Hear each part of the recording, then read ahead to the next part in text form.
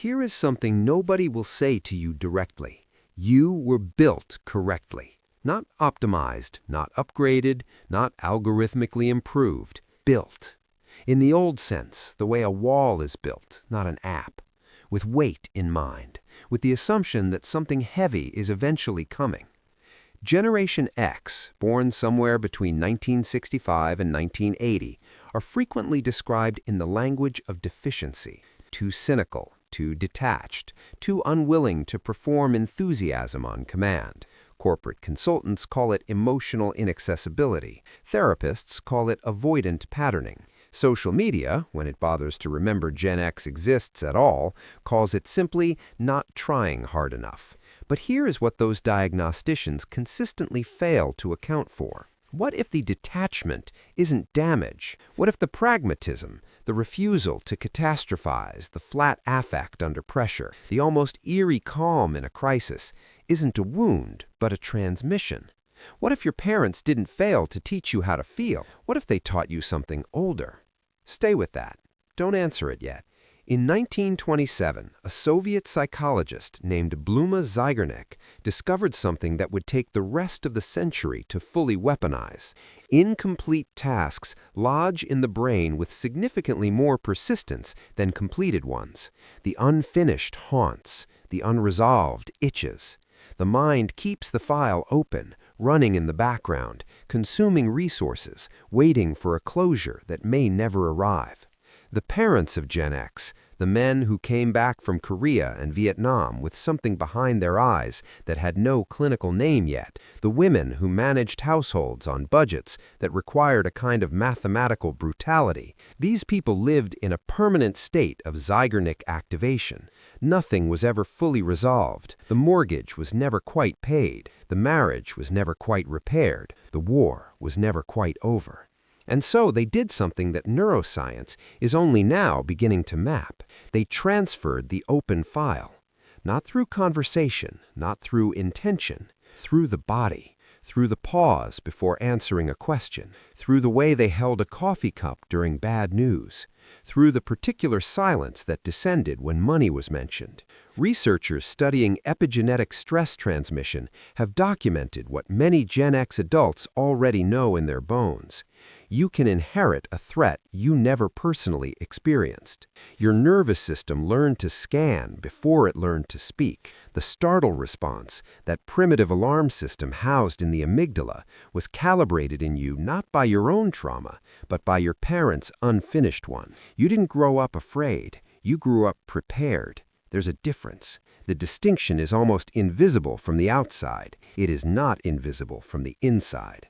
And this is where it gets strange. A 2022 study on auditory stimulus processing found something that didn't make it into the headline summary. The brain's startle response to sudden sound was not primarily a reaction to volume.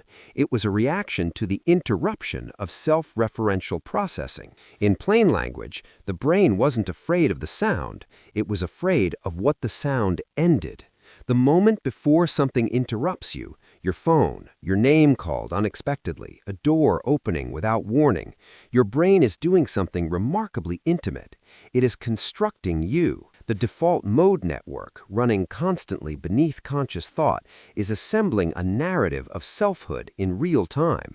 Who you are, what you're doing, what it means.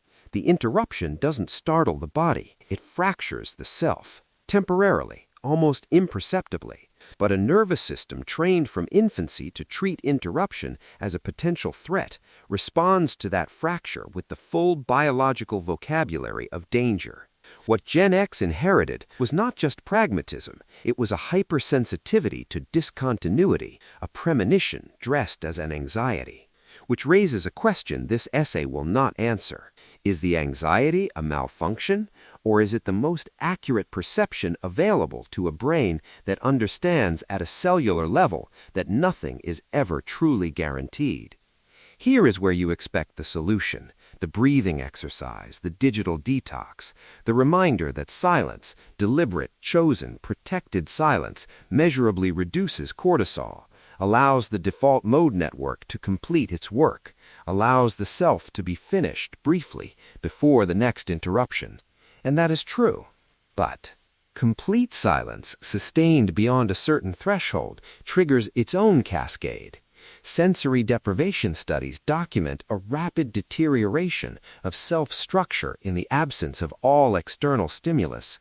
The self needs interruption to know it exists. It defines itself against the noise. So the interruption is damaging, and the silence is damaging. You were handed a nervous system calibrated for a threat that no longer exists in its original form, retrained by a digital environment that exploits that calibration with industrial precision, and offered as a cure the very condition that accelerates psychological decay. You are standing in the precise center of two equally unlivable options. This is the liminal space your parents accidentally built for you, not from cruelty, but from survival.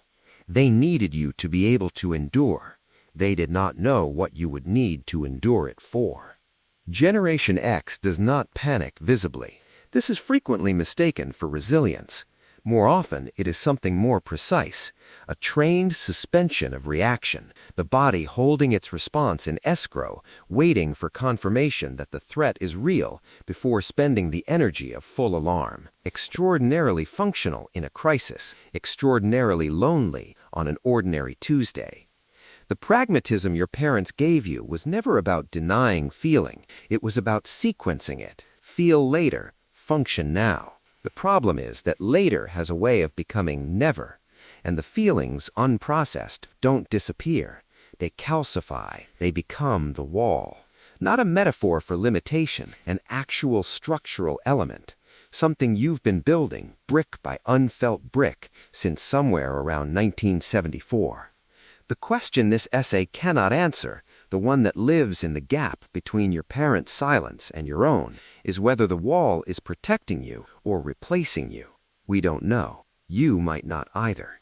And that not knowing, that inherited Zeigarnik-activated suspension between the question and the answer that never quite arrives, that is the inheritance.